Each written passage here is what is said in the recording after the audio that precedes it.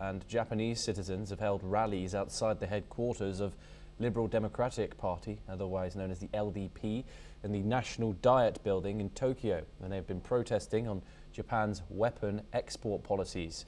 The ruling Liberal Democratic Party and its coalition partner, the Japan Innovation Party, have agreed at a meeting to revise the implementation guidelines of the three principles on transfer of defence equipment and technology and lift restrictions that limit defence equipment transfers to combat to 5 non-combat purposes. They have planned to submit the proposal to the Cabinet in February of next year. Demonstrators have chanted slogans calling for a complete ban on arms exports, denouncing the ruling parties and demanding Prime Minister Sanai Takaichi and the Cabinet step down. Let's listen in to what some protesters had to say. 商人になっちゃダメだと思うんです、国が。今実際もう武器商人になっている企業は日本の中でもあるけど、それを国が後押ししてそれで経済を立て直していくっていう風に今しちゃってるんだけど、本当に危険だし嫌だし反対していきたい。核兵器も持つとか言ってますけれども、そういう風にこの20年30年ぐらいの間でだんだん議論が緩くなってくるし、それを拘束していたモラルとか日本の国是とか平和主義というものがどんどん壊れていく、コレイプス。Joining us now is Satoru Nagao, a fellow at the Hudson Institute, joining us live from Tokyo. Thank you very much, Dr. Nagao, for joining us. It's always a pleasure to talk to you. Protesters in the Japanese capital, where you are, they're opposing these arms exports. How deep is public resistance to Japan's shift away from its traditional pacifist stance? The word of the traditional pacifist is another word is senior supported pacifist. Because the recent survey indicates that the largest opposition party, CDP, which supports such kind of the pacifist policy, is in the younger generation from 19 years old to 29 years old. Simply 0% the CDP got the support.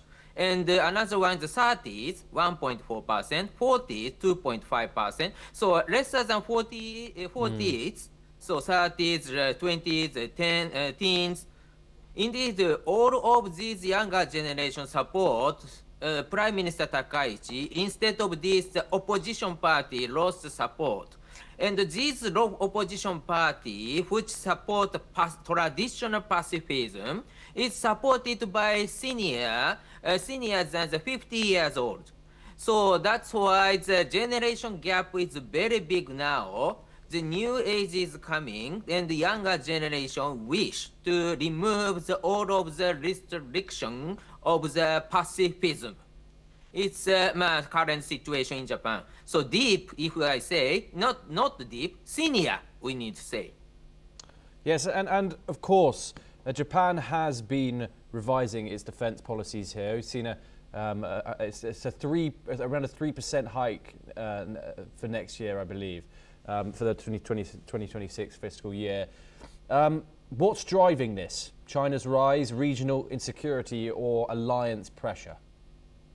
In this, two big pressure exists. Of course, the combination of China, Russia, North Korea as a one group. The last September, we see the one picture. Xi Jinping is leading many country leaders, and especially the frontline leader is Putin and Kim Jong-un. So that's why these three, all of three, is the neighbor of Japan. And Japan is facing big threat. Looks like this military parade, which celebrates 18 years anniversary of the victory against Japan, China said. So that is one of the threat. But another one is, of course, pressure from the United States. U.S. asked Japan to share security burden by raising the defense budget and sharing the security burden in this region. So, of course, the US-Japan alliance is stable, Japanese believe, but at the same time, Japan need to do more is very clear. So that's why the support of the Prime Minister Takaichi came from this kind of the threat perception of the both sides, of the threat side or alliance side, and especially the younger generation wish Japan to be the more normal and effective use of the defense-related power.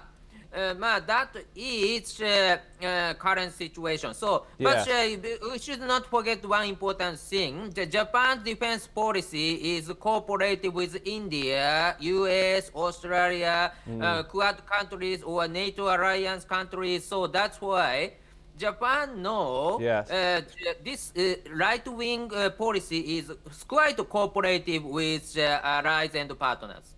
Yes, Dr. Nagal, do stay with us as we have further